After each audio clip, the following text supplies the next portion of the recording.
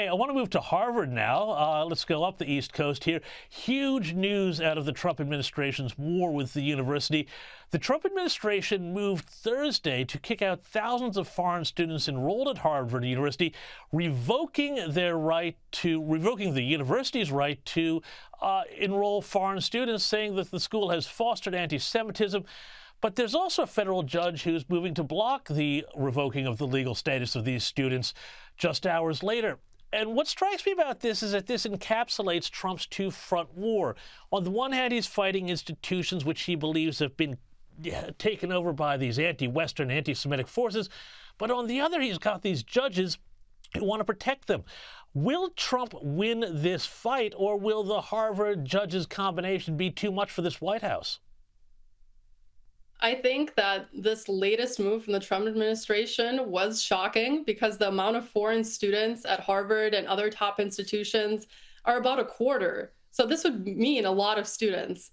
And the federal judge blocking it, of course, halts this latest attempt. But Trump has been in this fight with Harvard for months, freezing federal funding, threatening the institution with removing its tax exemption, which is very important for the university.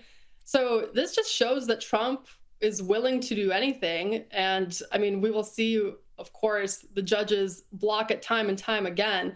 But the president has said that Harvard specifically, which is regarded as the oldest and most prestigious university here, and potentially worldwide, of course, he is taking Harvard as an example of the other top institutions and is trying to battle it out with them, showing that we want Harvard to play ball with us and not have DEI policies to protect Jewish students and revise its policies because he wants to have it be a pillar of education in the U.S.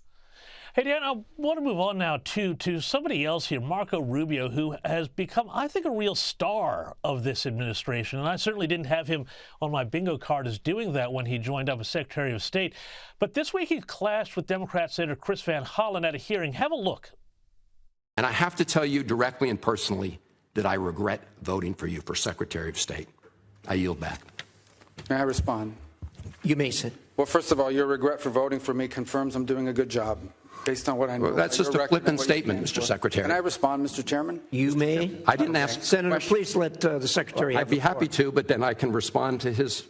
Your time's up, Senator, and willfully used, I might add. And there were all sorts of other fiery clashes in that hearing with Priya Japal and all sorts of others. Tell us about how Rubio is going as Secretary of State among all of these other jobs that he's wearing and what this congressional pushback sort of indicates. Yeah, and that clip that we just saw was Chris Van Hollen, a Democratic senator from Maryland. And this is the same senator who made it a spectacle to travel down to El Salvador and meet with the deported man, Abrego Garcia, which the Trump administration deported for being an alleged member of the MS-13 gang. And again, Chris Van Hollen traveled down there as a United States senator to meet with this man, to speak to him, and then have a press conference at the airport when he got back. So I'm not surprised that he is really hounding Marco Rubio here. And the briefing, the Senate hearing was going pretty calmly. You know, there was questions to Rubio, there was pointed questions, but Chris Van Hollen really took it to a point to make it more aggressive and to kind of have this media backlash against Rubio. So again, am I surprised that they're going against the Trump administration and anyone who's affiliated with it? No, but there have been Democratic criticisms with Marco Rubio for the dismantling of USAID and for the deportations that have been taking place. But Rubio has been trudging on, traveling across the world and implementing Trump's policies. Thank you so much, Deanna Glebova from the New York Post.